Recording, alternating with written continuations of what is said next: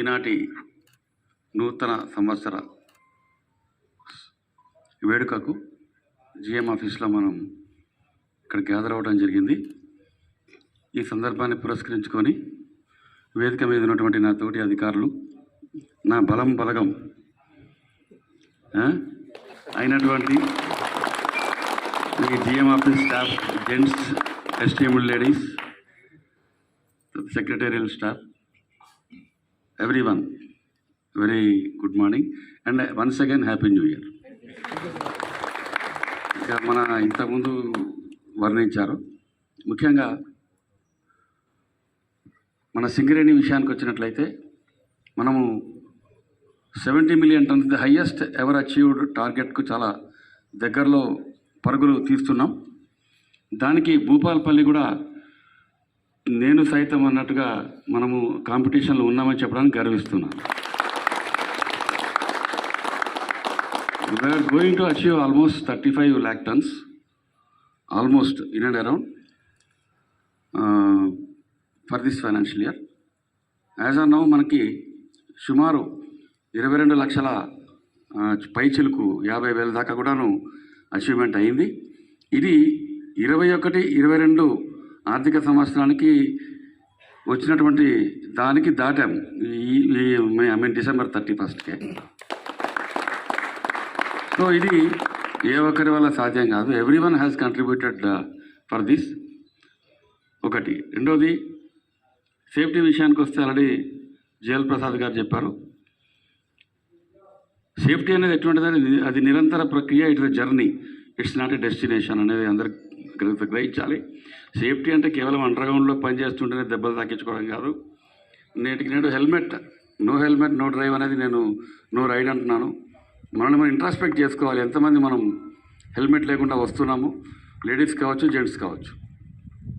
So కొన్ని కఠినమైనటువంటి నిర్ణయాలు తీసుకుంటేనే మనం బాగుంటాం, మన కుటుంబం బాగుంటుంది. మనము బాధ్యత అనేది మర్చిపోవద్దు. We are responsible for the company, we are responsible for the society, we are responsible for our family. Ladies కావచ్చు, జెంట్స్ కావచ్చు. ఇప్పుడు లేడీస్ కూడా మీద డిపెండెన్సీ ఉంటుంది. So this we should not forget. It should not taken light. Lethargy కానీ complacence never be accepted. That is number 2.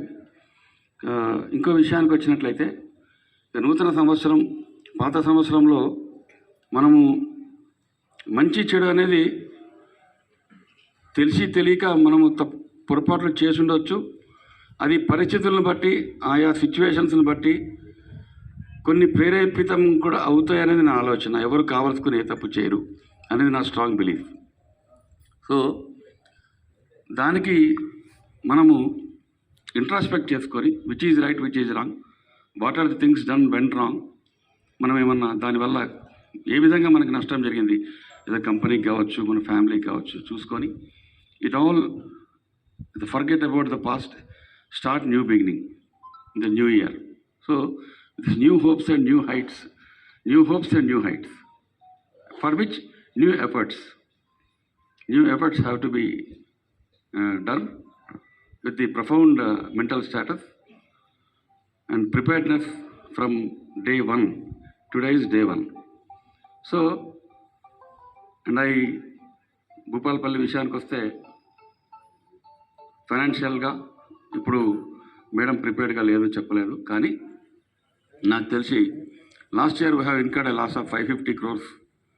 But this time I hope madam has to, so correct me, will be end up with only 350 crores అని అనుకుంటున్నాను. So 200 crores must be the loss తగ్గినట్టుగా అవుతుందనేది నా ఆలోచన, because of the production levels what I see. So this is the very big achievement as far as the Bhupalpally is concern. I hopefully I think I request madam to work out and so correct me if I am wrong. So with these few words, once again I request all of you to gear up for the best. Forget the past, but introspect. Don't live without introspection. Which is right, which are wrong, we know.